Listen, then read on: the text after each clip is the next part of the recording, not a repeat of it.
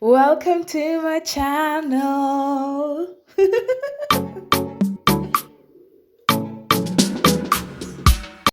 Hey guys, welcome back to another video. In today's video, I'm going to share a few tips on how it is to, be on your toes or be in the best performance during your clinical rotation. So here is tip number one: always prepare beforehand. You get a timetable of which ward you're going to be. Is it pediatric ward? Is it medical surgery? Is it labor? Whatsoever, you already know that beforehand from the school. So let's say if it's labor, go ahead and already prepare in advance. Get into your notes. Do you already know the stages of labor? Do you already know, the procedures, what happens before and after delivery of a baby? All that, just for example. Or perhaps you are in surgery. Do you know what happens if there's an emergency or something like that? So prepare beforehand. Already know what type of patients to expect at that ward, or what type of procedures to accept at that ward. So, and tip number two: when you get there, orientate yourself with the ward. Where is the emergency trolley? Where is the toilets, or where is the different what?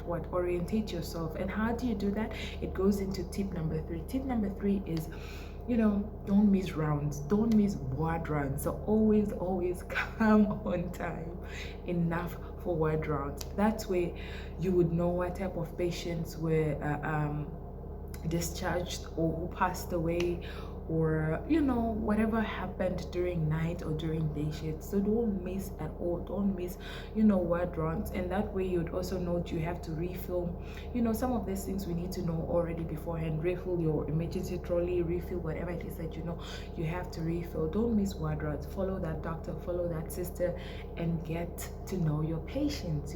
Get to know your patients, get to know what the conditions are, get to know their nursing interventions, get to know the diagnosis, get to know everything.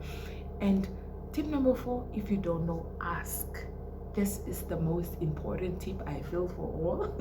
If you don't know, ask, because we're dealing with patient's life, you're dealing with someone's life. So if you don't know, always ask. Always ask. Always ask.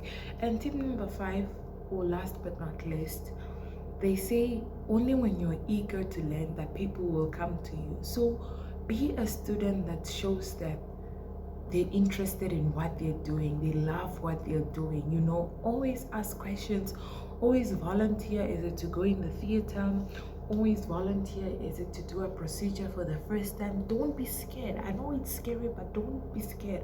Show confidence, show a good attitude, and in that way practice makes perfect. And that way the doctor can trust you and be like, what, Martha, try the next one. Try the next one, I'll guide you, or assist me in this. Be confident. That's why it's important to prepare beforehand, read beforehand, familiarize yourself with conditions of the patient, and study.